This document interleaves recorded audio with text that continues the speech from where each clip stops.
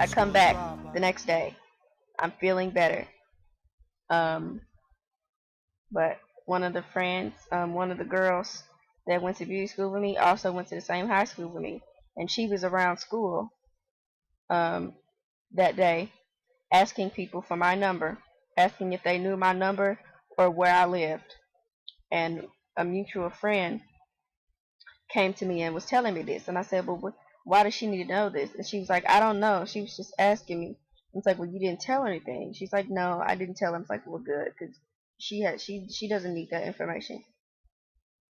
So I didn't think anything of it. I just thought she was being nosy or something. I was gonna try something slick if she got a hold of that information. But I didn't think anything of it when we went to the school, when I went to beauty school. But anyway, I got back. I went back to beauty school, and um, I went down in the basement, and I just was kind of sitting there chilling, relaxing. And some of the girls, of course, the girls that I sat around were the girls that I hung with while I was there. They came in and they just sat down. You know, they didn't say anything to me. I mean, it wasn't like a fakeness situation. You know, they just kind of came in and sat down and was getting ready to start class. And then Amber, she comes in and she says, I had to leave my purse in the car. That way nothing comes up missing today. Okay. I didn't think anything of it. Had no idea what she was talking about because, like I said, I wasn't there the day before. I don't know what happened. And, of course, they weren't talking about the cigarette situation because that had, died off by then. It was my birthday. Well, around the time of my birthday. It was a little further after the first incident. And so then the girl, my acquaintance, I think she's my friend. I think I'll call her my friend. My friend, she turned to me and she asked me if I knew what happened the next day. I'm like, no, I wasn't here. Y'all know I wasn't here. Y'all know I left. And she's like, yeah. She's like, well, did anybody say anything to you when you came in? Like, no. She's like, well, did anybody look at you funny? I'm like, I don't know. I wasn't really paying attention to anybody when I came in. And so she told me, she's like, well, the day before, Amber says that you stole $80 and an iPod Touch out of her purse. And I said, I wasn't here to do that. She's like, right, we know. That's why we don't understand where this is coming from. And I said, okay, well, I mean, if she's not going to say anything to me about it, then I guess there's nothing to worry about. I mean, but at the same time, I mean, if she's going around telling people that I did it and she doesn't know that I did it, or she knows for a fact really that I didn't do anything, then I might have to have something to say to her. Okay, so then she goes on to tell me that the girl tells me that Amber called the police. Yes, the police came to the beauty school. They were looking for me, and I guess they were planning to check cameras to, I guess see if I had taken anything or if I had even, been there to take anything. Of course, I was there, but like I said, in the time that I got there and left, this girl wasn't even at the school yet. So, you know, I don't know if she got in trouble for lying or what, but to the cops, I think you can get in trouble for that, for lying to the cops, or like false accusations or something or whatever, like deliberate false accusations or something like that. I don't know, but anyway, yeah, that was the second thing that happened. But then she kept trying to like slander my name, literally, like everybody, like she had everybody in the school thinking that I was a thief. And of course, I hadn't stolen anything from anybody. I couldn't risk that because they already told us when we got there, you caught stealing or doing anything of that nature, you're out. Yeah, that happened. But I don't know. I just let that die down because I know I didn't do it. There was nothing for me to say to her. There was nothing for me to do because everybody knew that I wasn't there. So they just kind of disregarded that whole situation. So, and then the next situation was she tried to accuse me of stealing her phone. She just misplaced it. She put it on the counter at her station, and somebody came in and took their cut off and laid it on the counter, not even paying attention to the phone. Just took their cut off and laid it on the counter. She tried to blame me or say I had the phone. And it wasn't after I left beauty school that I found out that she was down in that basement searching my bags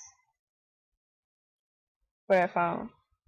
But because I didn't see it happen, of course, there was nothing I could do. So, anyway, basically, my whole experience at beauty school was kind of bad.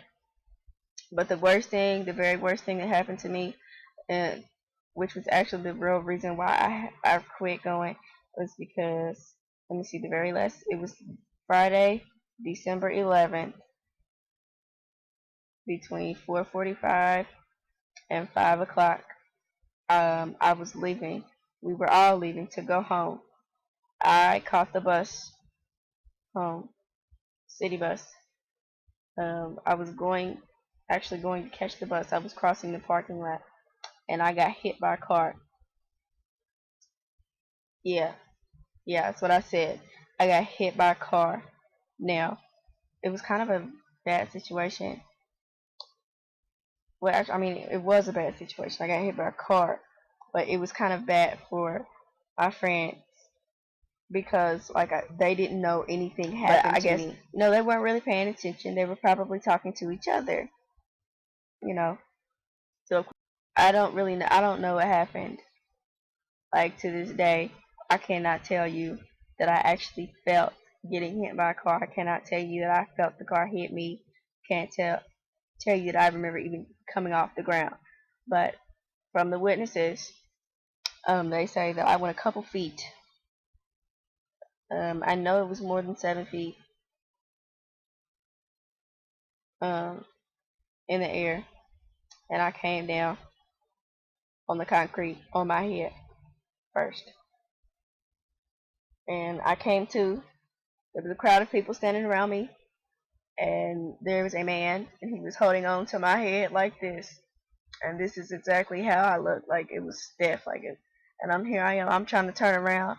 I don't know what's going on, so I just scream. Like, I just start screaming at the top of my lungs. And of course, like I said, my friends don't know what's going on.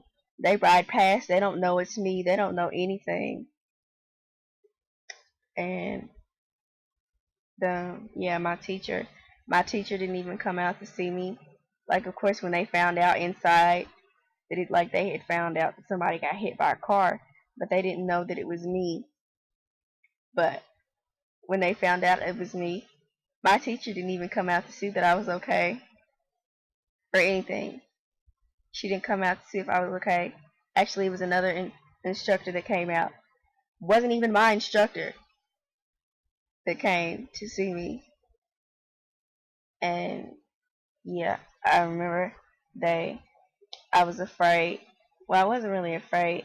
I didn't get afraid until the ambulance got there because really, I was trying to move. I was trying to get everybody away from me. I was trying to catch the bus. I was trying to go home because I remember I was supposed to meet up with one of my friends, like one of my best friends after school. I was supposed to go home, freshen, and then meet with one of my friends. Change of plans, and so yeah, I get to the hospital. They do a scan on me, on my head and stuff. I have a concussion,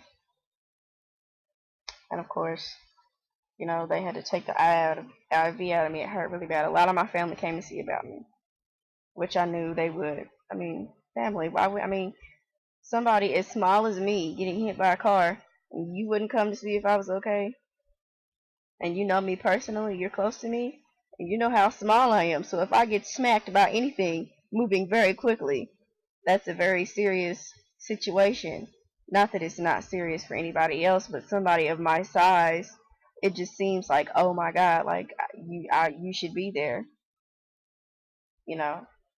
But finally, I was told that my teacher actually showed up at the hospital. But okay, you showed up at the hospital. I would expect that. But I mean, she didn't come to my room or anything. But she showed up at the hospital, and she was waiting with all my family. But yeah, the good thing, I guess, about this story was um,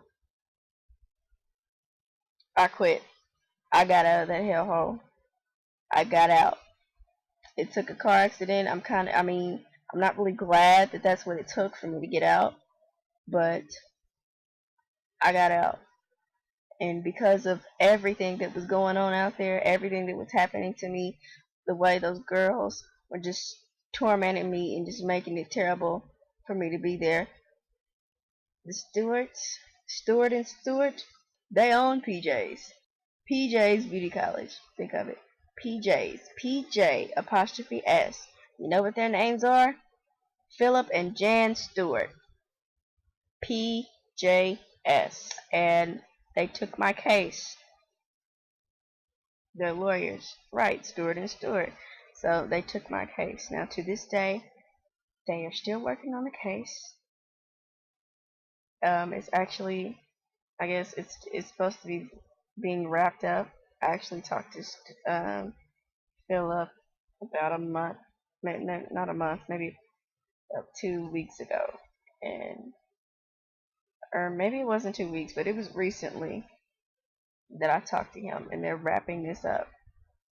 Now this was December of 2009, so I know it's been over a year, but of course I've never really had to be in a situation to sue anybody or go through any sort of lawsuit like this, so I don't really know how long those are supposed to take. Like, I don't know. Maybe I'm dumb, or not really dumb. Maybe dumbfounded for thinking this is a little long of a case, but I don't know. But that was my beauty school experience. There were some good times, but for the most part, it was hell for me. So, yeah, that's my beauty school experience. Comment, subscribe, add me as a friend, follow me on Twitter, add me on Facebook. And if there's anything that you want me to talk about, um, just like I said, comment or subscribe. Any questions? Anything that you want me to go into more detail about? I tried to talk as quickly as I could because I don't know, it's a very long story. There's a lot of detail in this story, and I gave you as much detail as I could. But I mean, just let me know if there's anything about this that you want to ask me about. Ask me. I mean, this was over a year ago, so I mean, I'm fine. I'm not gonna break out, cry, or anything. I mean, I think about it, and it's just hard to think about. Like, oh my God, that happened to me. But if there's anything that you want to ask me, ask. I'll answer. If it's personal, I mean, I don't care what it is. I mean, if it's too personal, of course, I mean, I won't answer. When in doubt, ask. And sometimes when in doubt, don't ask. So, yeah, that's my beauty school experience. Thanks for watching.